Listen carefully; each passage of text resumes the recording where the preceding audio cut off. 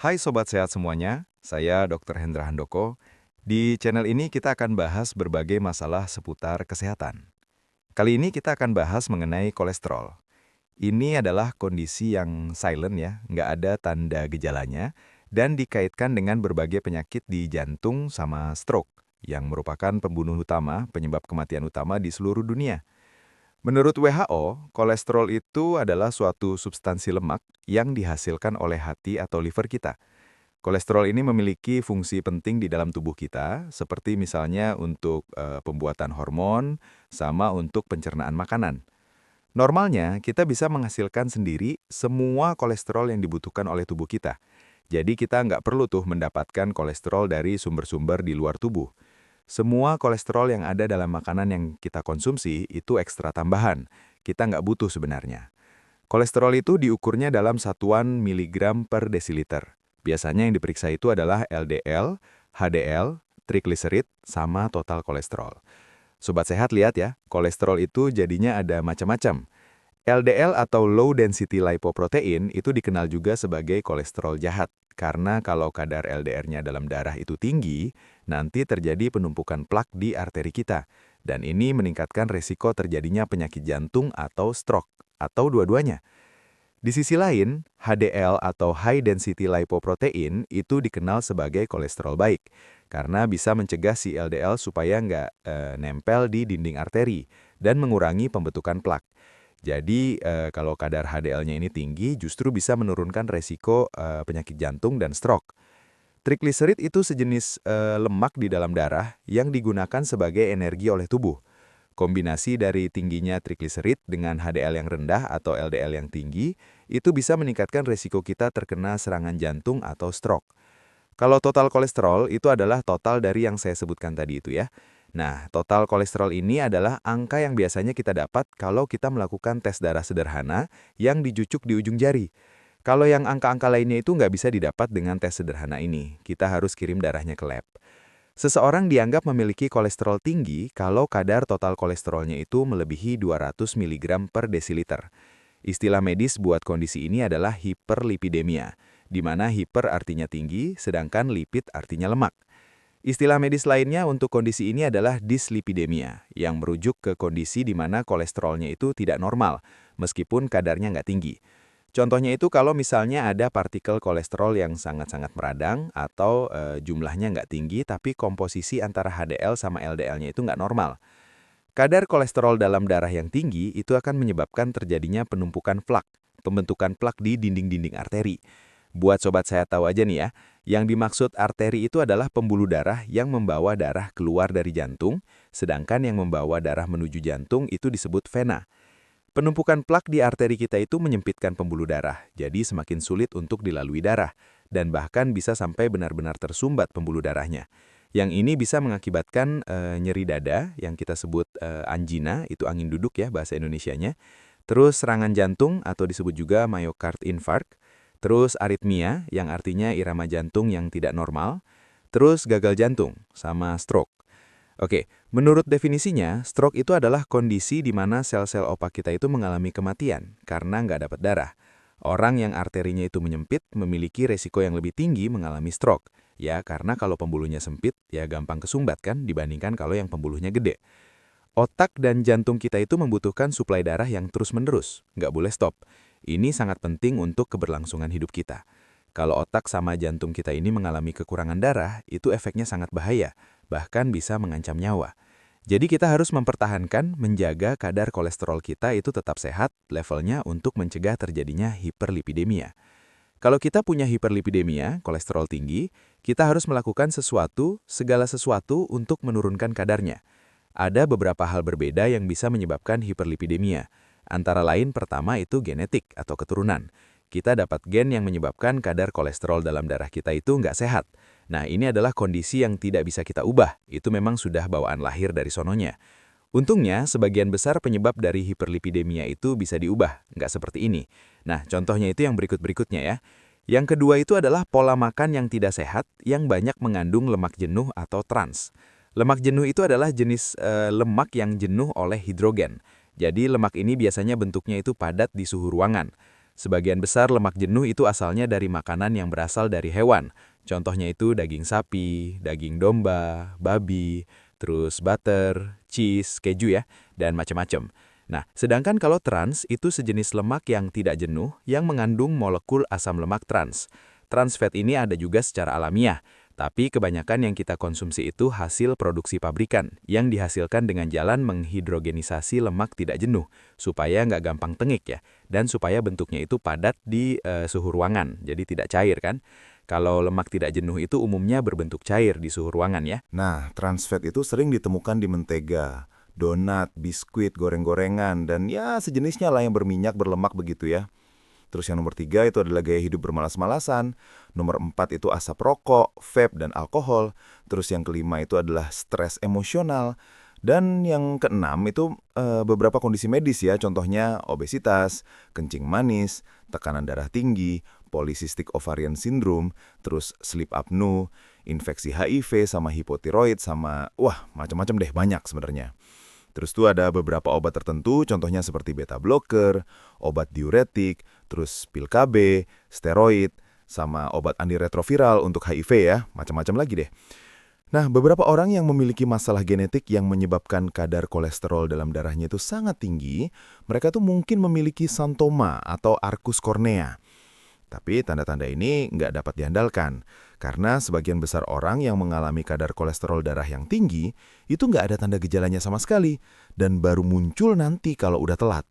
Karena itulah hiperlipidemia ini disebut juga sebagai silent killer, karena dia mematikan secara diam-diam. Di awal-awalnya, sebagian besar orang, boleh dibilang hampir semua orang yang mempunyai masalah kolesterol tinggi ini, merasa nggak apa-apa, normal-normal aja, nggak ada tanda gejala sama sekali. Nanti setelah arterinya itu menyempit karena adanya pembentukan plak dan aliran darah dari jantung dan ke otak itu menurun, melambat, barulah timbul misalnya tuh susah nafas, sesak nafas, kayak ngos-ngosan gitu ya. Terus rasanya di dada itu terasa berat, terasa terbakar, panas, atau nyeri. Yang seringnya terjadi pada waktu melakukan aktivitas fisik atau waktu kita tuh lagi stres secara emosional. Dan ini bisa juga rasanya itu menjalar ke dagu atau ke belakang, ke punggung atau ke bahu ya. Kalau nggak dilakukan pemeriksaan yang benar, gejala-gejala ini tuh mirip banget dengan penyakit asam lambung, gastric reflux, atau penyakit ulcus pepticus, atau serangan panik, atau bisa juga neuralgia. Jadi gampang kesaru karena memang mirip dan lokasinya itu di situ-situ juga. Nah, kadang plak kolesterol ini pecah dia, karena kan sifatnya lebih rapuh ya. Nah, terus tubuh kita berusaha memperbaiki pembuluh darah yang pecah ini dengan membentuk gumpalan darah. Nah, gumpalan ini kadang bisa menutup si arteri seluruhnya, benar-benar tersumbat. Nah, kalau ini terjadi di jantung, disebutnya serangan jantung. Dan gejalanya itu adalah nyeri dada yang sangat nyeri, terus keringat dingin, mual, terus susah bernafas. Nah, ini adalah emergency, beneran yang emergency. Kalau aliran darahnya ke otak itu terganggu karena adanya sumbatan di pembuluh darah, sel-sel otak kita akan mati. Nah, kondisi ini disebut stroke iskemik. Pasien yang mengalami stroke iskemik itu harus didiagnosa dan mendapatkan tata laksana yang benar dalam waktu 3 jam dari pertama kali si gejala itu timbul. Jadi bukan 3 jam dari nyampe di rumah sakit, bukan. Supaya bisa mendapatkan hasil yang optimal. Kalau Sobat Sehat melihat orang yang kayaknya itu mengalami stroke, itu harus cepat-cepat didiagnosis dan ditanganin. Jadi orang terbaik yang bisa melakukannya, itu adalah orang yang di sekitar si pasien stroke, bukan dokter yang adanya di rumah sakit atau di klinik. Yang harus Sobat Sehat lakukan adalah, ini singkatannya dalam bahasa Inggris ya, BEAST, cepetan gitu. B-nya itu untuk balance. Lihat, apakah si orang ini kehilangan keseimbangan, apakah merasa pusing, pening, pitam, kayak gitu-gitu ya. Terus yang kedua, I itu eye. Apakah si korbannya ini mengalami gangguan penglihatan, misalnya penglihatannya jadi buram, jadi kelap-kelip, atau jadi pitam, semacam itu. Terus yang F-nya itu untuk face atau muka. Perhatikan mukanya si pasien ini. Apakah ada asimetri? Apakah ada satu sisi wajah yang jatuh? Kalau nggak jelas, suruh ketawa, senyum. Lihat, apakah ujung bibirnya itu setara nggak? Apakah ada yang satu sisi yang ketinggalan? E-nya itu untuk arms atau lengan. Lihat tubuhnya ini balance nggak, seimbang nggak? Minta si korbannya itu untuk mengangkat kedua lengan. Apakah ada satu sisi yang jatuh? Nah, terus S-nya itu untuk speech atau bicaranya. Apakah si pasien mengalami gangguan bicara, misalnya bicaranya jadi pelot, atau pernah juga saya ngadepin pasien yang mengalami stroke, itu dia ngomongnya jadi ngaco, belok.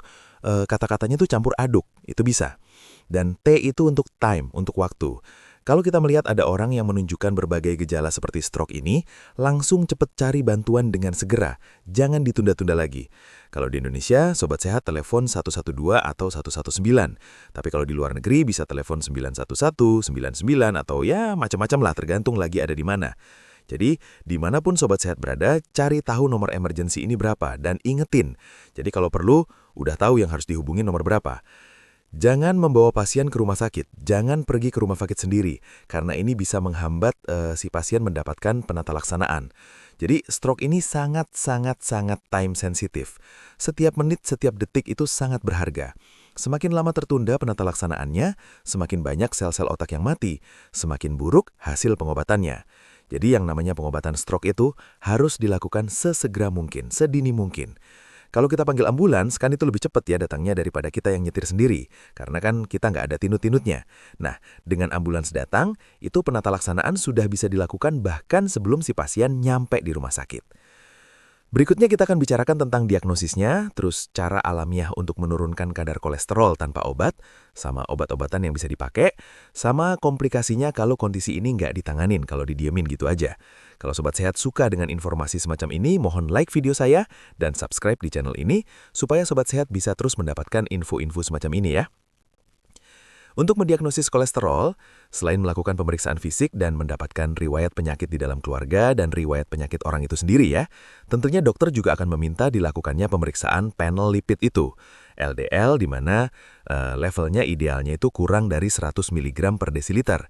Terus HDL di mana level idealnya itu di atas 40 mg per desiliter untuk lelaki dan di atas 50 mg per desiliter untuk perempuan. Sama trigliseride itu idealnya di bawah 150 mg per desiliter. Total kolesterol itu optimalnya sekitar 100 mg per desiliter. Dokter juga mungkin akan minta pemeriksaan lain, ya tergantung dari kondisi pasiennya. Terapi paling penting untuk hiperlipidemia itu adalah hidup sehat. Banyak orang itu bisa mengendalikan kadar kolesterolnya cuma dengan menerapkan hidup sehat aja, tapi secara konsisten. Obat-obatan itu bisa ditambahkan kalau kondisi pasiennya itu nggak bisa dikontrol hanya dengan menerapkan hidup sehat. Untuk menjalani hidup sehat, Sobat Sehat bisa menerapkan hal-hal berikut ini. Yang pertama itu adalah olahraga secara rutin, setidaknya 150 menit per minggu, itu dengan intensitas menengah ya, karena intensitas rendah itu nggak efek. Sedangkan intensitas tinggi itu ada risikonya sendiri, jadi nggak boleh terlalu lama. Terus yang kedua, dengan konsumsi makanan sehat, bergizi, seimbang, dan bervariasi dalam jumlah cukup, dengan memperbanyak konsumsi sayur dan buah segar, sama mengurangi, meminimalkan konsumsi daging merah, daging yang diproses, atau berbagai jenis makanan yang mengandung lemak jenuh atau trans fat. Yang ketiga itu dengan mengupayakan tidur kualitas baik selama 7-9 jam bermalam untuk orang dewasa yang usianya 18 tahun ke atas. Sobat Sehat yang usianya lebih muda memerlukan tidur lebih lama dari itu ya. Yang keempat, dengan mencapai dan mempertahankan berat badan tubuh yang sehat. Jangan sampai kelebihan berat badan, tapi jangan sampai kurus-kurus banget sih. Nah, terus yang kelima, menghindari asap rokok sama vape, baik itu sebagai perokok aktif atau sebagai perokok pasif. Pokoknya dihindarin aja, dijauhin aja, jangan deket-deket. Sama jangan mengkonsumsi alkohol. Yang keenam, kita perlu mengendalikan, memanage stres emosional. Terus yang ketujuh, itu dengan melakukan pemeriksaan kesehatan secara rutin, meskipun kita nggak merasa sakit. Karena sekali lagi ingat, ini adalah kondisi yang senyap, silent, nggak ada tanda gejalanya. Harus diperiksa darahnya baru tahu. Orang dewasa yang sehat mungkin itu cuma perlu melakukan 2 tahun sekali pemeriksaannya ya. Tapi kalau orang-orang yang memiliki faktor risiko atau yang umurnya lebih sepuh, itu mungkin harus diperiksa lebih sering. Nah, kalau dengan hidup sehat aja kadar LDL-nya itu nggak turun-turun juga atau turunnya itu sedikit, nggak sampai level yang diharapkan ya, perlu ditambahkan obat yang disebut statin. Statin ini ada macam-macam statinnya. Tapi ada kalanya dokter itu perlu ngasih obat lain selain statin. Misalnya tuh kalau pasiennya itu nggak bisa konsumsi statin atau perlu obat lain yang untuk ditambahkan ke statin. Karena dengan statin dan gaya hidup nggak cukup, nggak efektif, kurang efektif. Terus yang ketiga, itu kalau misalnya LDL-nya itu sangat amat tinggi sekali. Misalnya pada mereka yang memiliki familial hyperkolesterolemia. Pasien yang bisa mengontrol kadar kolesterolnya itu hanya dengan menerapkan hidup sehat, itu nggak butuh obat. Tapi pasien yang nggak bisa dengan gaya hidup sehat aja menurunkan LDL itu, ya biasanya harus konsumsi obat bertahun-tahun. Nah, seperti halnya obat-obatan lain, statin itu memang ada efek sampingnya. Tapi dokter hanya akan meresepkan statin kalau manfaatnya itu jauh lebih banyak dibandingkan mudaratnya. Jadi jangan tuh ya, oh saya nggak mau pakai obat kolesterol, nanti saya ketergantungan. Enggak, obat ini nggak menimbulkan ketagihan, nggak menimbulkan ketergantungan. Tapi memang harus dikonsumsi jangka panjang. Karena kalau nggak dikonsumsi nanti LDL-nya naik lagi. Dan efek buruk dari LDL yang tinggi ini lebih parah daripada efek si statinnya. Pasien yang harus mengkonsumsi obat-obatan itu harus konsultasi ke dokternya.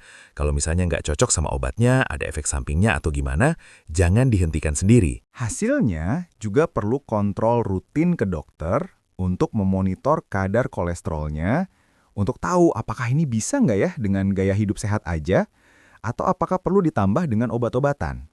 Hiperlipidemia itu adalah kondisi seumur hidup. Kalau kondisi ini bisa ditanganin hanya dengan menerapkan hidup sehat aja, kita nggak perlu obat-obatan sama sekali. Tapi harus terus menerapkan hidup sehat kita itu seumur hidup. Ya sebenarnya sama aja sih seperti orang lain ya. Semuanya juga harus menerapkan hidup sehat. Nah, kalau kondisi ini nggak bisa ditanganin hanya dengan menerapkan hidup sehat aja, ya harus konsumsi obat sebagai tambahan. Jadi jangan mikir, oh kalau saya sudah konsumsi obat nggak perlu nih hidup sehat. Nggak ya, obat itu sebagai tambahan. Hidup sehat itu tetap harus dilaksanakan seumur hidup. Dan selain itu, juga harus kontrol secara rutin ke dokter untuk memonitor kadar kolesterolnya. Kalau kadar kolesterol tinggi ini nggak diapa-apain, dicuekin gitu aja, itu nanti akan menyebabkan tingginya resiko atau terjadinya komplikasi dengan penyakit kardiovaskular atau jantung ya, penyakit jantung. Terus stroke, kencing manis, terus penyakit arteri perifer itu yang di ujung-ujung, sama tekanan darah tinggi. Oke, kita simpulkan ya. Yang pertama, hiperlipidemia itu adalah pembunuh dalam senyap. Kita harus memeriksa darah kita untuk tahu apakah kita ada apa enggak. Terus yang kedua, hidup sehat itu sangat penting untuk mencegah dan mengendalikan kondisi ini. Yang ketiga, kalau perlu, ya minum obat sesuai dengan anjuran dokter. Jangan mau-maunya sendiri. Terus yang keempat, konsistensi itu sangat penting. Kita harus menerapkan hidup sehat itu secara konsisten dalam jangka panjang seumur-umur. Penata laksanaan kolesterol ini ya memang sampai seumur hidup. Nah, itu adalah sharing saya hari ini tentang kolesterol. Semoga info yang saya sharingkan kali ini bermanfaat dan jadi berkat buat banyak orang. Kalau Sobat Sehat suka dengan info-info semacam ini, mohon like video saya, subscribe di channel ini, dan aktifkan notification-nya dengan menekan tombol lonceng. Kalau Sobat Sehat ada pertanyaan seputar kesehatan, ya nggak harus kolesterol ya, boleh topik lain juga, langsung ketik aja di komen. Nanti kita akan bahas di video-video berikutnya. Tapi please, jangan konsul. Karena yang namanya konsul itu harus dilakukan secara personal dengan dokter masing-masing. Ini adalah disclaimer saya. Sampai jumpa di video-video berikutnya, salam sehat selalu.